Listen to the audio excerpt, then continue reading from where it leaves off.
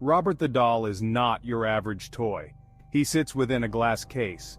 This is not for his protection, but for yours. His pale, painted face is fixed in a permanent smirk. It is a look that sends shivers down the spines of even the bravest visitors. He wears a worn sailor suit, a reminder of a bygone era. But it's his eyes that truly unsettle.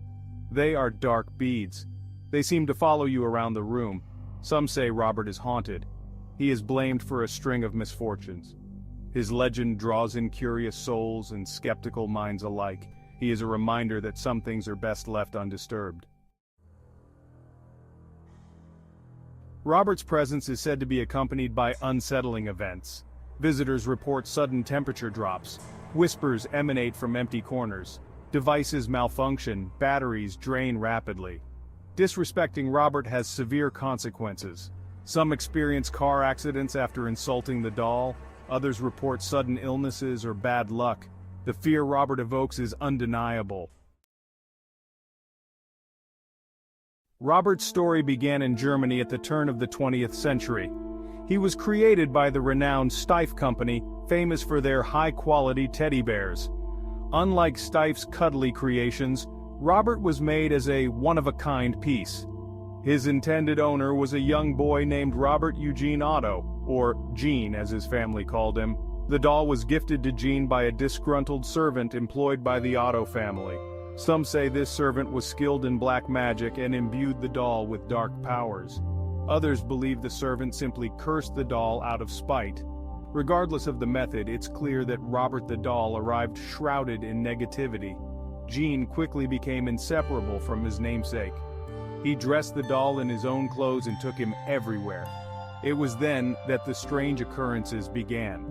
Gene's parents reported hearing their son talking to someone in his room, only to find him alone with Robert. Furniture would be overturned, objects would go missing, and Gene would blame everything on Robert. What began as childish antics took on a more sinister tone as the incidents escalated. Whispers and accidents, the Reuther family curse. Gene Otto grew up, but he never abandoned Robert. He became an artist, and Robert remained a constant fixture in his life. When Gene married Anne, Robert came along. Anne, disturbed by the doll, relegated Robert to the attic.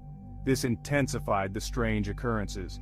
Guests heard footsteps from the attic. They saw Robert peering from the window. Gene found Robert in different positions. Despite this, Gene refused to part with the doll. After Gene's death, Robert was passed to Myrtle Reuter. Myrtle claimed to be terrified of Robert. She kept him locked in a cedar chest. Myrtle's time with Robert was fraught with inexplicable events. Gifts for a ghostly sailor. Today, Robert resides in the Fort East Martello Museum in Key West, Florida. He is kept in a glass case, but this hasn't stopped people from attempting to appease him. Visitors leave gifts for Robert, hoping to avoid his wrath or perhaps earn his favor. Letters addressed to Robert arrive at the museum regularly. Some contain apologies for any disrespect shown. Others share stories of personal misfortune, seeking the doll's intervention or forgiveness. The museum staff collects these letters, adding them to the growing archive of Robert's strange legacy. Alongside letters, visitors leave toys, candy, and even money. Some bring Robert new outfits, hoping to please him. The offerings are a testament to the enduring power of Robert's story. Even in this modern age, people are drawn to the mystery and the fear that surround him. A curator's conundrum: real haunting or imagined fear. The museum curator, accustomed to the stories and the fear surrounding Robert, offers a measured perspective. He acknowledges the strange occurrences reported by visitors and staff. He doesn't dismiss the personal experiences of those who claim to have felt Robert's wrath. However, he also points out the power of suggestion. The stories surrounding Robert have been circulating for over a century. They have been embellished and exaggerated, becoming part of the local folklore. It's only natural, he suggests, that people would interpret events through the lens of these stories. Whether Robert is truly haunted or simply a conduit for our own fears is a question that may never be answered definitively.